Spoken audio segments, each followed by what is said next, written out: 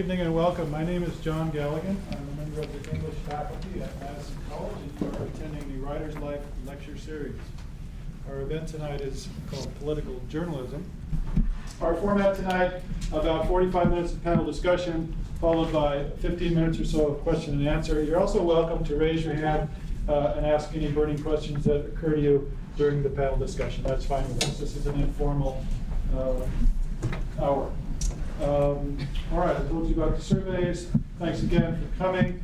And now I'm going to turn the event over to tonight's moderator, instructor, and director of Madison College Journalism program, Larry Hansen. Well, thank you, John, and thanks everybody for showing up here. Really excited about this particular event. It's certainly timely, that's for sure. Don't forget the date to vote is November 28th. No, just kidding. It's November 8th. Yes, so that's what we're here for. We're to talk, about journalism, but also political journalism. Just a couple of things. Just housekeeping. John's going to come along and collect those sheets, and I want to just say something to John. Probably like halfway through the hour, if we could get the sheet that is not the one specifically about, what would you do if you had 30 minutes free, the other one, and just bring those up here, okay? So, all right, I'd like to start off by just asking a question. When I teach journalism, I often will start a class about the 6 most important questions in life that also relate to storytelling and information gathering as a journalist. They're one-word questions. Help me out. What? Oops, I got one. When, where, why, how. Oh, thank you. Okay, so, what? All right, I'll go with what, and then I'll go back with the other ones. What do we have? What's happening tonight? Okay, so what we want to do is try to unpack this term, political journalism. And we have two really, I'm very honored to have the guests, but then you have to ask a question before I introduce the guests. That will help us unpack what political journalism is today. And anytime along the way you have any questions, just raise your hand and we'll just go with it, okay? What's another question? That's one. What was one? Another question. Somebody said it over there. Yes? When? Okay. Now, this topic, political journalism, is obviously today. So it relates specifically to the elections and to everything that comes before the vote in about a week and a half. But it's also the last couple of years, and it's trends in journalism as well as trends in covering politics as a journalist. So it's going to be today and the past maybe 15 years. That's what we hope to talk about. Another question. Those are 2. I'm looking for 6. Who? Thank you very much. Okay. Over here to my right, to your left, is Dee J. Hall. Right. Okay. Dee is a former Wisconsin State journalist, a Wisconsin State Journal reporter, who both of these individuals have many awards, and we'll get to that in just a little bit, who now works for WisconsinWatch.org, and I'll ask some questions about that. And off to my left is Mathew DeFour, who is now the State House reporter for the Wisconsin State Journal. Okay? Okay, that's 3. We got 3 more questions. What might those be? Who, what, and when? Where? What? Where? Yep. Where? Here. Here. Wisconsin, but also national. So we're going to be talking about politics and covering the politicians, not only locally, state, but also as a nation, okay? Both of these individuals have and are currently doing so as well. Okay, 2 left, really important ones. 2 more questions. Why? Thank you, Jessica. Why? Well, why do you do what you do? Okay, so we hope to get into a little bit personal questions. I mean, why do you not, Matt, work for a Fortune 500 company making six figures? You know, I mean, that's a question. That's a great question. Do you want me to answer it now? No. Okay, all right. Okay, we'll get into that. I'm gonna Okay. forget the questions. Go ahead. Okay, that's fine. There's one left. One more question. It's a sort of a key question tonight. Okay, so we have who, Yes. what, when, where, There's why and how. why, and then there's the H question. How? How do you do what you do? That's part of tonight. Okay, thank you for the little interactive. Let me just read a little bit about these two individuals from a press release. Dee is now the managing editor and co-founder of WisconsinWatch.org, a nonprofit investigative journalism organization. Can you just briefly tell us about WisconsinWatch.org, what it is for those people who've never heard about it? Yeah, thanks a lot. Nice to see everybody. So what we do, my husband and I founded the Wisconsin Center for Investigative Journalism, and what we do is we, along with our interns and the rest of our professional staff, prepare news reports of interest to the state of Wisconsin. Then we distribute them for free to all the news organizations, all the editors in the state. And so we look at issues of what issues that we think are of importance to a statewide audience.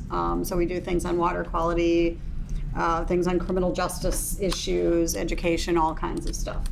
Okay, very good. And you've also won many awards. And I'm going to get into this in just a little bit. And I've been in Madison for 20 years, and I remember so well 2001, I believe, when you broke the big story, one of the biggest political stories, I think, in modern times, within the last generation or two, which was called the Caucus Scandal.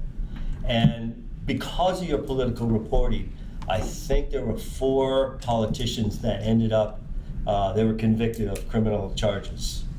5. Yeah. Okay. And I think you sort of set the standard for political reporting, Well. followed by Mathew DeFour. But we'll get into Mathew DeFour in just a little bit.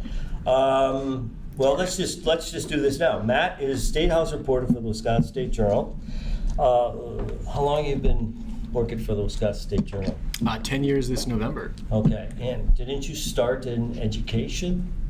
I actually started as a Dane County beat reporter, which I did that for 3 years, and then I covered Madison schools and DPI for 3 years, and now I've been doing this now for almost 4. Okay, very, very good. Won lots of different awards, and I'll just name a couple of them.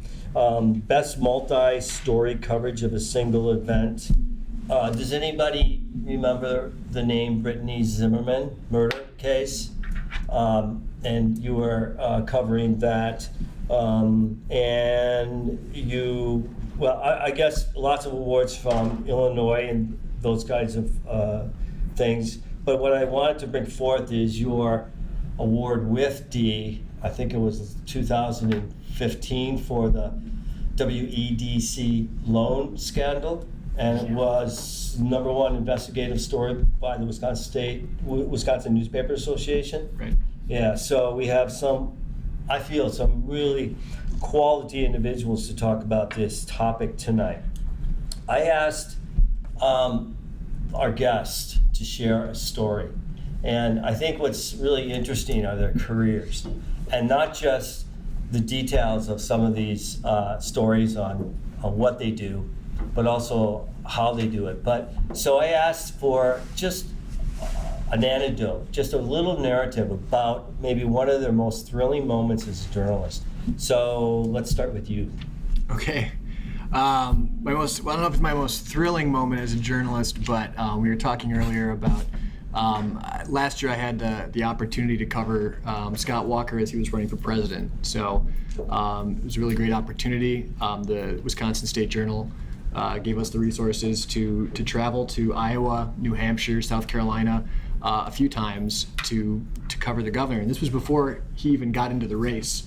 I don't know if did you guys follow that at all? Do you guys remember Scott Walker running for president? I mean, he was running for He president. was short, so you might have forgotten. His actual campaign was only 71 days, which is actually the shortest presidential campaign in like modern history, including third parties and whatnot. But he was actually running for president way before that, in sort of this exploratory mode, although they won't call it that.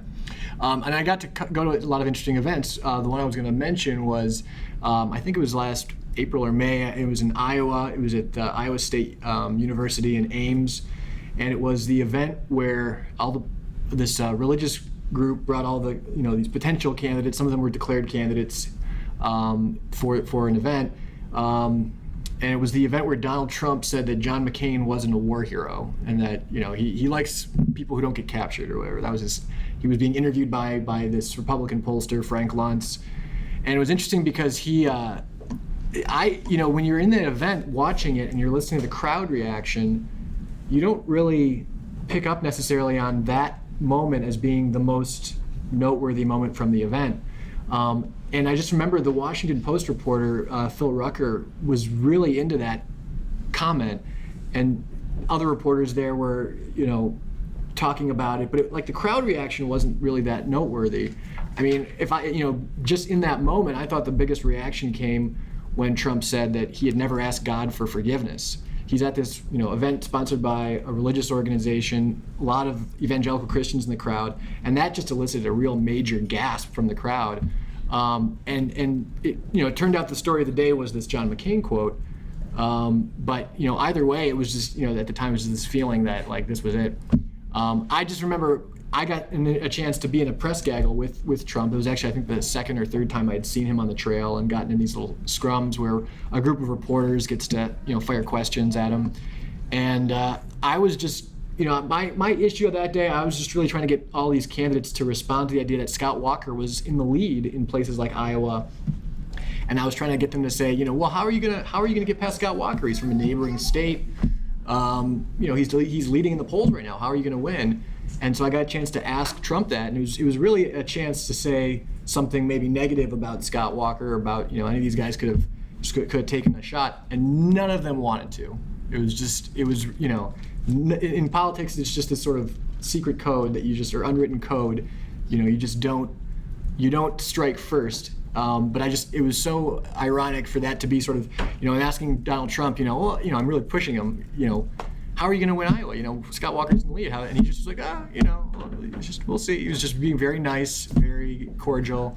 And it was within, a couple months where you had the first debate. I was going to say, by the end, it was Lion Ted and, Yeah. Little Marco. It's just what a difference, It was just so interesting to see that in that event, they didn't want to do anything to insult anyone else, but within months it was just a complete brawl. So yeah. So at that time, Trump's relationship with you, the press, was amicable, and so he was civil.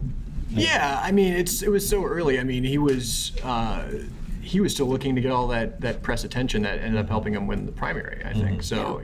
He was sort of a press, I don't want to use a pejorative word here, but Yes. Okay, we can fill in he the was a blank. media hound. Yeah. Okay. Very good. Any follow-up questions to that anecdote, that story?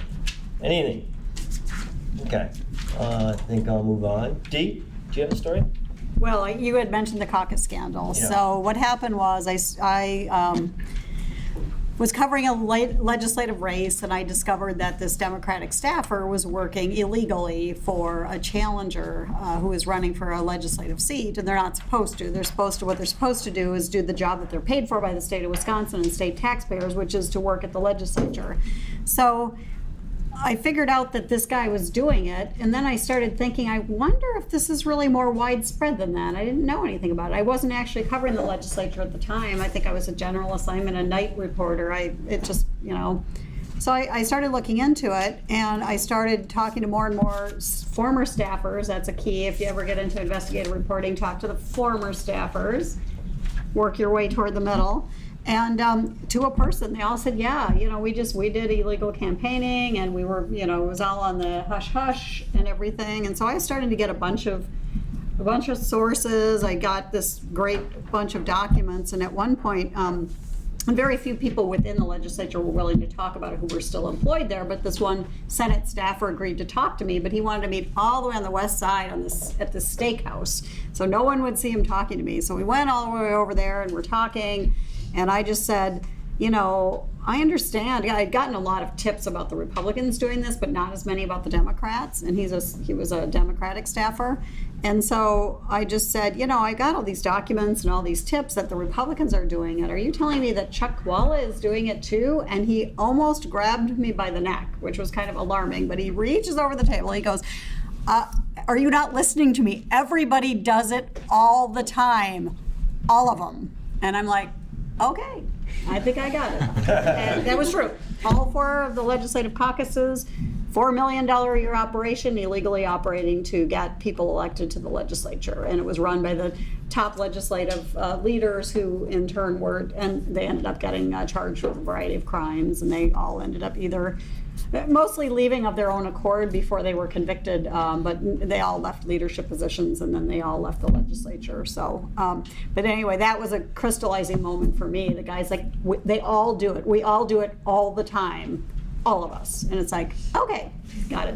Okay, so that was more or less your deep throat at the time for that. He was not, actually. My deep throat was a young woman from the Republican Assembly Caucus, the Assembly Republican Caucus, who I had just gone to the office to try to talk to people, and she knew I was looking into this, and she knew who I was. I didn't really particularly know who she was, but all of a sudden she decided I want to, she basically called up the wrong person. She called up the Cap Times first, which is kind of weird. I was working at the competing newspaper, and they're like, this woman called. We don't know what she was talking about, but I think she's trying to reach you. I'm like, okay. So I called her. She said, I'm moving out of town today. I have boxes of documents that you're going to want to have. And I got to her apartment, and she was really packing up to leave the city. And I looked, and it was all this, never tell anyone you're working on a campaign stuff. It's whenever you send stuff to the Capitol, send it in a double envelope, and blah blah, all this cloak and dagger, spy versus spy stuff. And so what I told her was, I will make copies of all of this because I have a feeling this will be subpoenaed. And it was. It was part of the John Doe investigation that led to all of these criminal charges. So yeah, she was my deep throat. It was a story that I started on my own initiative because I just sort of discovered something wrong was going on, but she ended up being the most key source. And she was a young woman. She was very ideological. She really thought she was being hired to do policy work. And within a day or two, they said, no, what you're really here to do is secretly run these campaigns and don't tell anybody. And that really, she was kind of a libertarian. She kind of believed in small government. And here was the government running private political campaigns. That really rubbed her the wrong way. So. For those of you who have not heard the term deep throat, it comes from the Watergate era of the 1970s. That is a source that remains not named. Yes, he's been named. Yep. Your source has been? Deep throat? My source? Yeah. Oh yeah, she's been named, and so has the other deep throat. Okay. I think didn't he die? Yeah, H. Mark Felt. H. Mark Felt. Yeah, yes. and he was later named Yeah, he wasn't named at that time. No, not 10 years ago. Or? 20. He was named long after Watergate. Yeah, it was like 10 years. It was actually while I was at school, so it was 12 years ago maybe. Okay. Yeah, Right. but it was years after Watergate. Watergate is actually what inspired me to become a reporter. Hold that thought. Okay.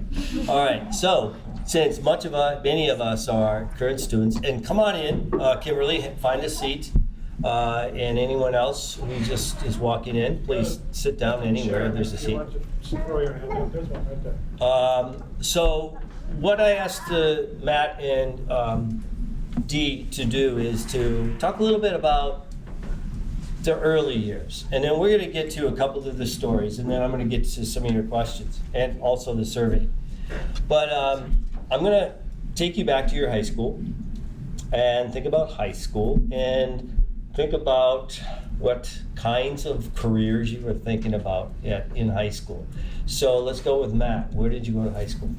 I went to high school in Detroit at U of D Jesuit High School, which is an all-boys Catholic high school. It was the only high school in Detroit that stayed throughout the 70s and 80s when all the other Catholic high schools left the city. Mm-hmm. Okay.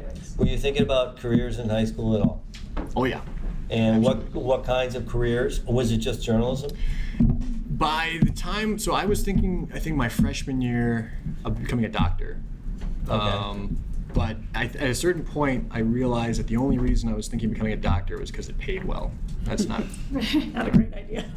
It turned. I mean, I didn't really want to do something just for the money. I wanted to do something that mattered. I wanted to do something that meant something to me. So. Okay. Did you work on the school newspaper in high school? Yeah. So when I was in freshman year, I was on the cross country team, and one day, I'm just we're practicing, and one of the guys who's on the school newspaper was just.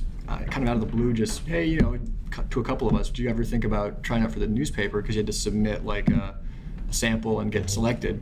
And so I was like, oh, maybe, that'd be kind of interesting. I always like writing. So yeah, I applied and was one of 2 freshmen who got into the high school paper. And by the time I was a senior, I was the editor-in-chief. So. Really?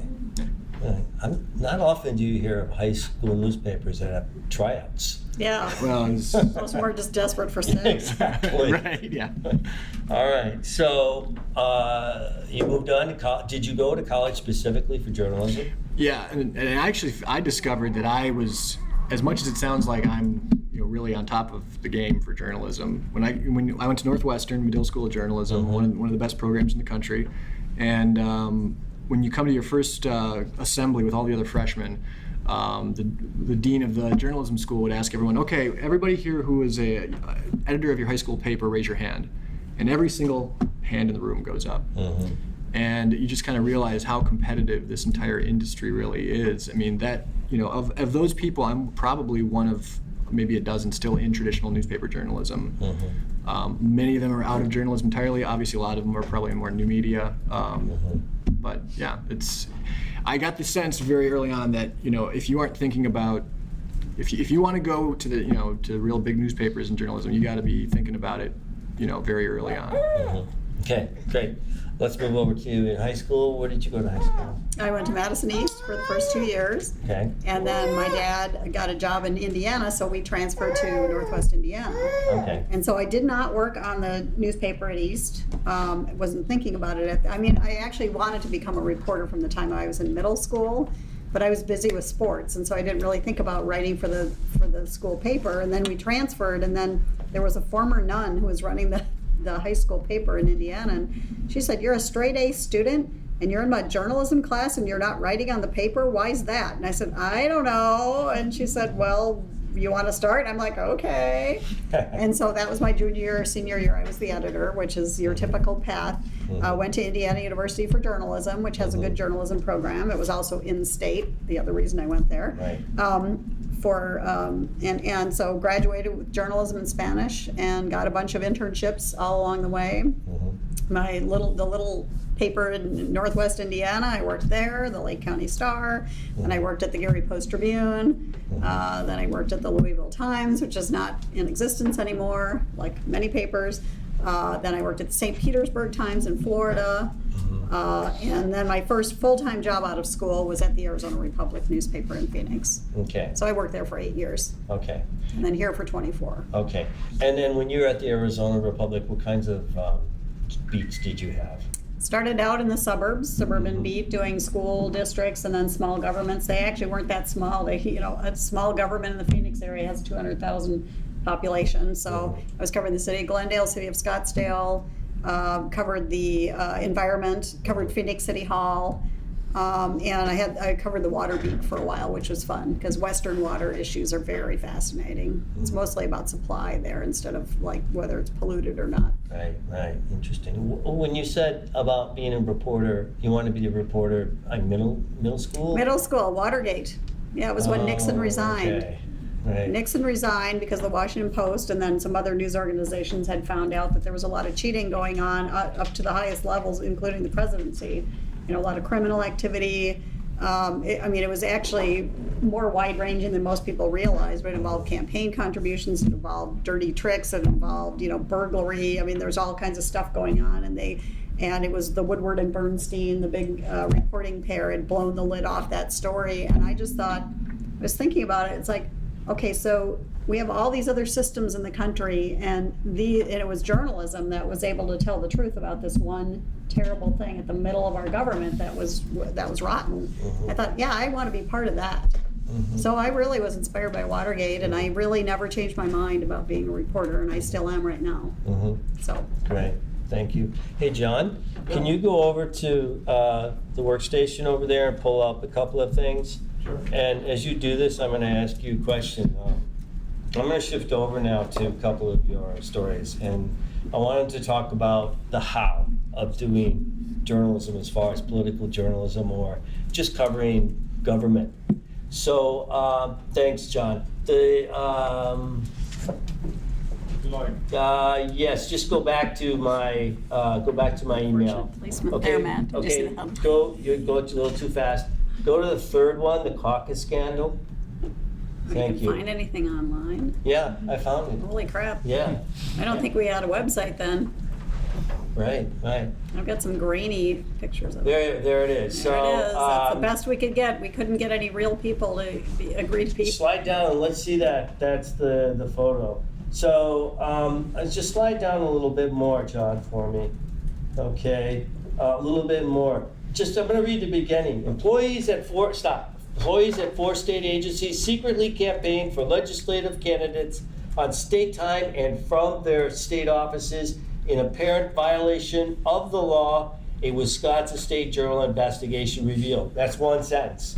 There's a lot in that one sentence. My question to you is, I read somewhere that you had 70 interviews. Yes. Okay. It's in the story. How do you go about, how long did it take to do this three-part series?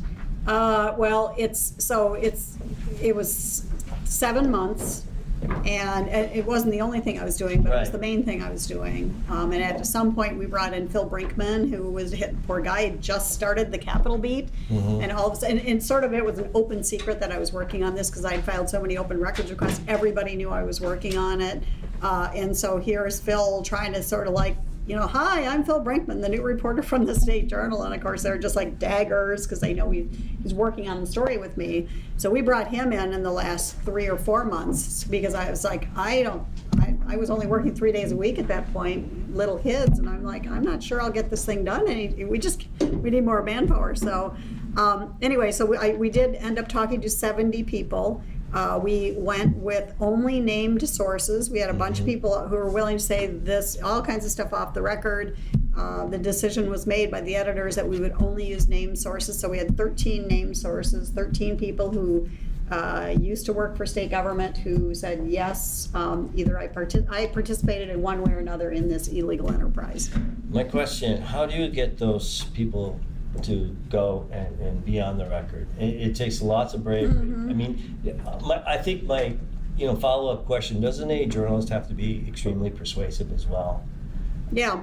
I mean, a little bit of a salesperson. Right, and here's one, so in the lower left, that's Lindy Wall. She was my big source. Okay. And at first she didn't want to be named because she thought she would be subject to retribution, and she was. Mhm. There were some nasty rumors that went around about her, that she was a liar, that she was this and that and everything. She got all kinds of hateful. This is before social media was really hot. I think if it were today, she would have been deluged with hate messages. Right. But she, in the end, said, I'm going to do it.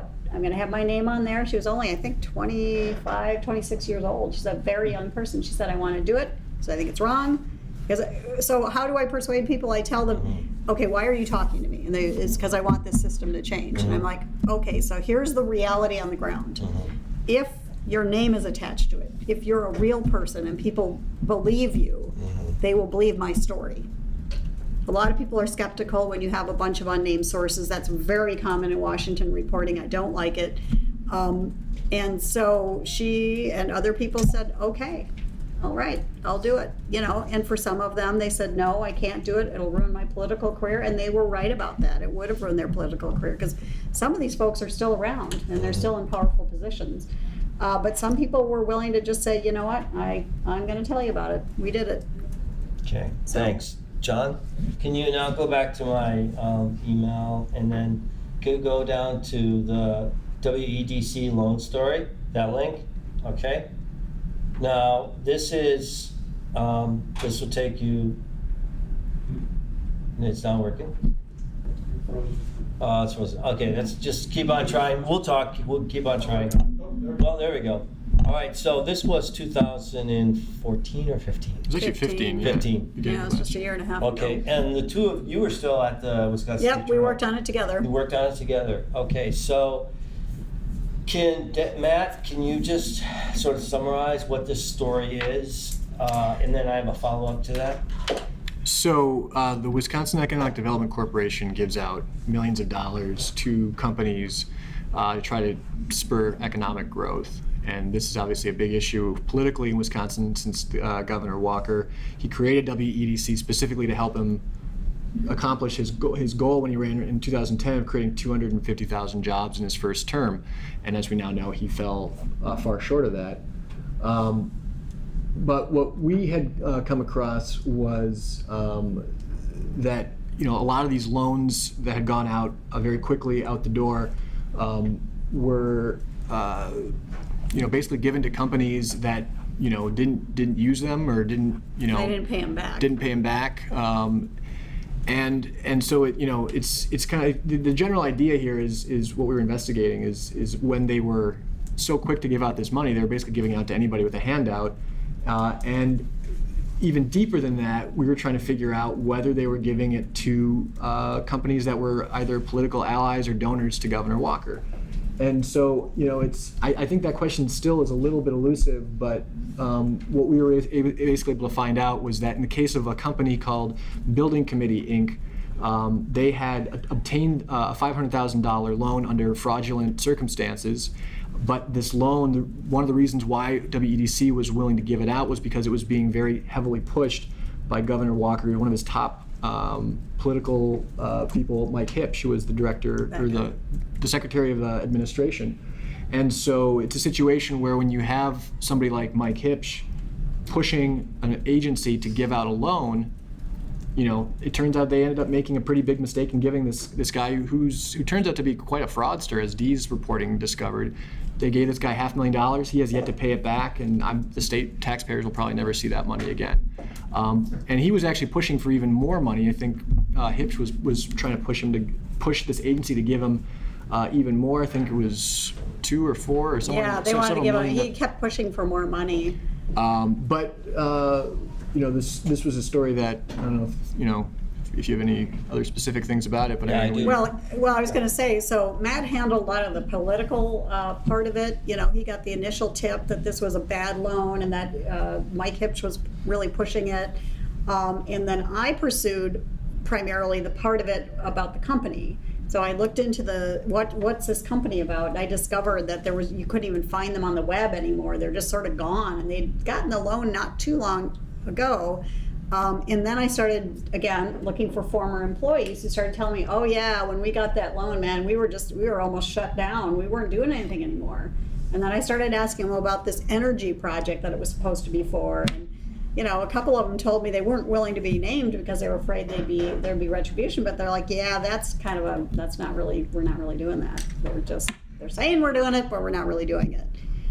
So I was able to piece together a picture of a company that was basically, at the time when the state gave them $500,000, it was falling apart. Not only was the company falling apart, but the two partners. So they had these two businesses that looked very legitimate. One of them works in energy retrofitting or energy audits or whatever it did for up in central Wisconsin, and then the other one was the UW-Milwaukee. And so it looks really legit when you got these 3 guys going together, this private business and UW-Milwaukee and this other business that has a good reputation.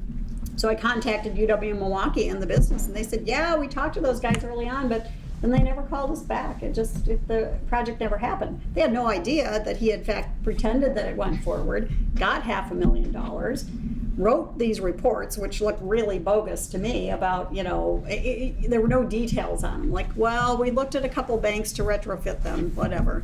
Anyway, the whole thing ended up being it was just a complete fraud. And then later on, as we got more court documents, we discovered that, the head of this company had been defaulting on things left and right, and he had told one of his creditors that pretty soon he was going to get this $500,000 loan so he could afford to pay off the lease on the Maserati, which is not really what the state gave him money for. Well, and then the other big connection too, what we discovered was that he was being, he had hired a lobbyist. Yes. A guy named Eric Peterson, who is actually a very well-connected lobbyist. He has a lot of clients who have a lot of money that go to the legislative leadership, Republicans, Governor Walker's campaign. And when this guy says, change this law, do this thing, they a lot of times will jump. Right. And so that was another factor here that's just kind of, again, money in politics and all that. He had also hired another lobbyist whom he never paid fully, and that lobbyist was tasked with trying to find some federal money for this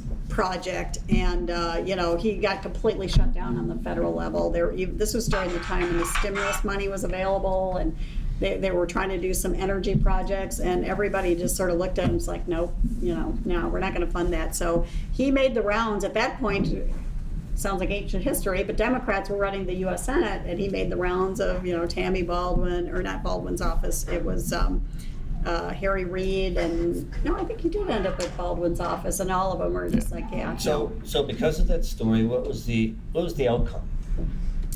To be determined. Yeah, well. Still to be determined. Yeah. I mean, it definitely. Well, they sued. They've sued building committee to get the money back, but I don't even know what building committee is anymore. There was no criminal charges? No, I think if somebody looked hard enough, they could find Okay. some, but they haven't. All right. Okay, now, in about 5 minutes, I'm going to start looking for questions from you guys, okay? So think about them if you have any. I'd like to get a little bit of interaction from the crowd. And John, wherever you are, you're doing a great job. Probably you could bring up that stack whenever you have time. So I guess I want to touch upon a couple of questions before we get to the audience. How and why? So thank you very much, buddy. How? Okay. This is just the survey. Sorry, you'll find out the conclusion soon. How do you do this? How do you go about and break these stories? How do you go about and cover government? Just if you could, I'm going to give you just about 30 seconds to a minute. Let's start over here. You've got it's a combination of talking to people, knowing the sources, and using the open records law to your benefit. I mean, it's a combination of all those things. It's understanding how government works and how, what not working looks like, and just asking a lot of really tough questions too, and not just taking the first answer you get as the official kind of thing you end up printing. Great. Let's all be on the same platform. Open records law is so important to state of Wisconsin. Briefly describe what it is. Yeah, it's a section of state law that says that basically all written communications, documents, with some limited exceptions, are your property, basically the public's property. That are generated by government. Right. Well, Right. that governments, local, county, state, school districts, those are all things that belong to the public, and the public should have access to them to make sure that their government's doing what it says it's doing. Yep. Great. Okay. And so the other thing that Matt does more than I do now, but there's like a fire hose of information that comes at a reporter who's a political reporter, especially this time of year. You get stuff from political parties, you get stuff from candidates, you get stuff from interest groups. It's emails, it's tweets, it's faxes, it's press releases, it's just all this stuff, and you have to sort through it.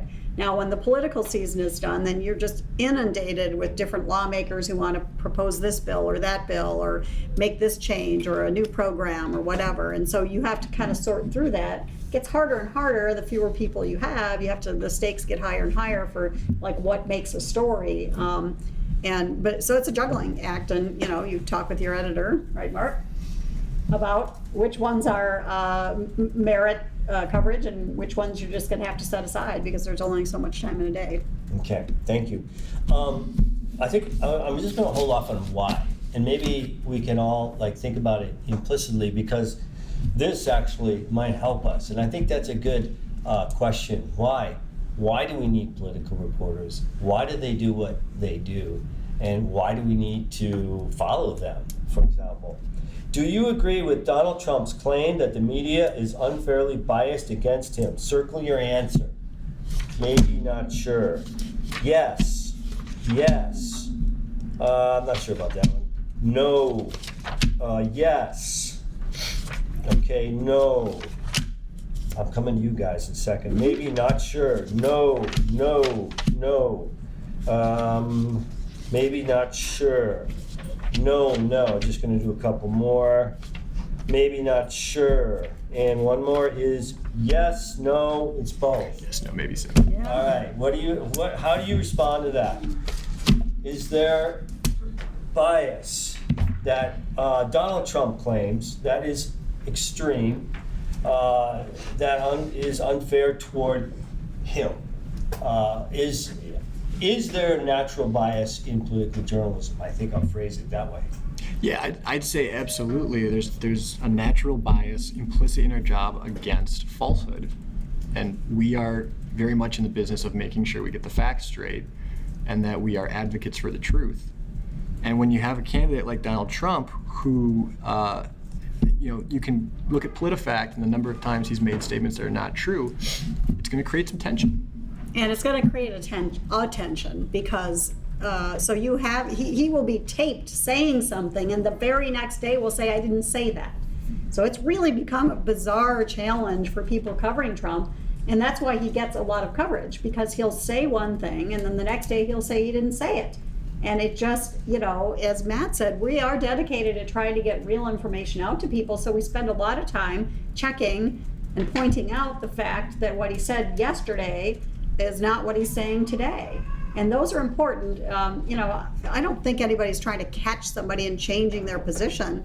He's just simply being untruthful about basic stuff that's in many cases very easy to check. So it just, you just end up trying to set the record straight all the time with him. And some news organizations have just taken to saying comma for which he has no proof, or comma which contradicts what he said yesterday. It's just turned journalism almost on its head, because normally you expect self-serving statements from politicians. That's just standard, like I'm the blah blah blah. But you don't expect easily verifiably false statements to come out, especially on a regular basis, and that has been the challenge, and it eats up a lot of oxygen. Mm-hmm. Got it. Okay, I'm going to turn the questions over to the audience. Any questions? What do we have right here? I have a couple of comments. I think we've made the point tonight that newspapers matter at a time when the newspaper industry is in a decline. Woodward and Bernstein, you mentioned your work with the Caucus Scandal and with Wiedek. The people that want to make a difference, I think, and young minds here and would-be reporters, I think should channel their energies towards newspapers. That's my first point. Second, I was one of those contacted by Dee Hall, or maybe I contacted her. I was one of the 13. And how did she do her job? The reason that I think people opened up to you was because, first of all, the Wisconsin State Journal had credibility, and you as an individual had credibility. And the other thing I just mentioned quickly to how she does her job, it was sort of like an onion, layer by layer by layer, a methodical, chronological way to undo what I had done, which was I worked on a campaign during office hours, and I lived in a district for a while, and you were able to tell that story. A story, you said, the professor here said, like a couple generations, I would say few decades, maybe 50 years. It's the biggest story that cracked. It was a story that had been building for so long. The power of newspapers, the power of reporters, what it means for this country and for the freedoms that we have, and how our elected officials govern and how your tax dollars are spent. These guys, I would say, not because they're here, but I think because it's the truth, they're heroes. We talk about military people being heroes, or Scully, the movie now, being of a hero. The reporters that tell the story, that keep government accountable and the elected officials accountable, I would say that these are heroes. Like Woodward and Bernstein were heroes, different stories, different times, different levels, but nonetheless, I think foundationally, you guys should be highly respected, and that's my comment. Wow. Wow. Wow. So, the only correction I'll say about that is newspapers are getting smaller, unfortunately, which makes me very sad. But new media are doing great work. Like, we are an online primarily publication, although we do send our stuff out to newspapers and they run it. But the fullest version of what we write is actually online. You know, you look at The Guardian, I'm sure nobody got the Guardian newspaper on their doorstep. They got The Guardian by the internet. And so that, you know, the news is coming at us from a bunch of different ways right now. And, you know, that part of it is great. I mean, that part of it is just wonderful. People have access. I mean, it used to be I could do a big story about the Caucus Scandal and people outside of Wisconsin would never hear about it because it's just like, you know, unless AP picked it up, which they did a little bit, but you know, so it is it's an information-rich age, and there are other news outlets, and they're online and other methods for getting your information out there. But yeah, I mean, newspapers are often the sort of the foundation of a lot of the big investigative stuff that happens still to this day. Okay, great. You know, I have to say that we are going to end at 8. That's the commitment we have with the Writer's Life Lecture Series, no matter what. We only have 10 minutes. John's got about 5 minutes of giving away books, so we've got 5 minutes left. Please raise your hand if you have any question at all. Yes, right here. I was just wondering, you talk about, like, how do you begin? Like, when you're done with your old story and you want to start a new one, what do you do first? Wow. I'm always doing something, so I'm not sure there's a beginning and an end. Just the fire So hose. we get tips. We get a lot of tips where I am, and I evaluate them first of all. You know, does the person have documents? Is there some verification of this? Is it important? You know, I mean, there are people who want us to write about some zoning dispute they have in some place, and I'm sure it's very important to them, but it's just never anything that we're probably going to get into unless the zoning is for a giant iron mine or, you know what I mean? We're just not going to get into that. So what we do is, so we get tips which come over the phone or email. We have longtime sources will contact me and say, hey, have you looked at this or this or this? So they come in a variety of ways, and we evaluate them for how important they are and how provable they are. I mean, some of the things are like, so here's an example of one that I didn't think was provable, and then it turned really fabulous, and Matt worked with me on this story. So I saw this bill, I was covering the legislature, and this bill looked really weird. It would exempt anybody who's making $150,000 or more from that amount being taken into account for child support. And I'm thinking, this is weird. This is like a deadbeat dad get out of jail free kind of, why would you do this? This is weird. Who would vote for this bill? And so I tried and finally got a hold of the bill sponsor, and he mumbled something about, you know, because there was part of it that had to do with placement of children, you know, like, what is it, not placement, it's the other one. Anyway, they're joint custody. Yeah. So anyway, there was joint custody part, but there was this other weird part. And so he didn't really say much about that. And he said, oh, this dad's group is really pushing it. And I called the dad's group, and they're like, no, we're not really pushing that 150,000 thing. We don't know where that came from. So I started interviewing. So as I do, I look for people who are knowledgeable. There's a woman in town who's an attorney, and I just called her up because she does a lot of custody cases. And I said, what do you make of this bill? What kind of impact it would have? And she said, you know, it would be thousands of people. They might be able to reopen their custody cases and everything. And she said something weird at the end of the conversation. She goes, it's almost like it was written on behalf of like one person. She said that, and I laughed, and I said, how would I ever prove that? And I, hang up. The next day, so I write this story about this bill and how kind of weird it is. My phone is lit up. 2 different attorneys go, that bill was written by a multimillionaire to get himself out of his own child support. And I'm just like, didn't I tell you that, Mark? Weren't you sitting there? Yeah. And so, in fact, it was. And we found evidence of that because the legislature has to, they keep all the documents when they're drafting a bill. And sure enough, his attorney had written the bill, and it did get killed. Good question. Yeah, and I was going to say that the Wiedek story began with an interview with somebody a year and a half before that story went to print. Yeah. If you can imagine, I was not working on that story for a year and a half straight, where I was working on it every single day. And as other information sort of came to light from other sources who had no connection to the first source, you know, it was sort of just putting the pieces together and finally figuring it out. Once we had enough information, I think I came to you on a day and just said, Yeah. there's something with this building committee Inc. company, we've got to figure this out. And I think I'd heard some rumblings about Building Committee Inc. too. And first of all, I'm like, what in the heck is that? What kind of name is that? I didn't even get it, you know, and then it was later. I think we were just hearing rumblings in state government because this had rubbed so many people the wrong way. So it's really like being a detective. Oh yeah. Oh yeah, there's a lot of detective work. Right here. Yeah. And then maybe a couple more, then John's going to do his thing. So I was wondering, Matt, you kind of spoke about this a little bit, but I feel like journalism is kind of a very ideologically based career. It's kind of, you're taught this is what you're going to do to serve the public interest, and you're going to report the facts, and you're going to be truthful. So how, as political reporters, have you guys dealt with, or I guess struggled with, kind of a negative public perception of, you know, the media is biased? Because, I mean, for me, I'm very much so an eternal optimist, and I think this is an incredibly inspiring profession, but it seems like there's kind of an odd transition between being a student and going through the curriculum, and then you get out in the real world and there's a shift. So how do you guys deal with that? I mean, I think you got to remember first where that's coming from, and it's coming from the people we cover. I mean, it's coming from Donald Trump. He's the one who's telling people the media is biased. Right. People who have partisan ideologies are creating news media because they can't get their message blared loud enough through traditional media outlets. So they go and create their own media outlets to then badmouth and trash these outlets. And because they give partisans out in the public this sort of warm feeling when they sort of talk in the same language and tell them that everything that they believe is right, when they sort of, you know, that confirmation bias, that's a system that's been set up over the last, you know, the 20, 30 years. No. And I don't know that we've done enough to really push back against it. I think we feel like we're so noble and we're so pure in what we're doing that everybody must see through that. And I think as we've seen, you know, even in our own state, this increasing partisanship.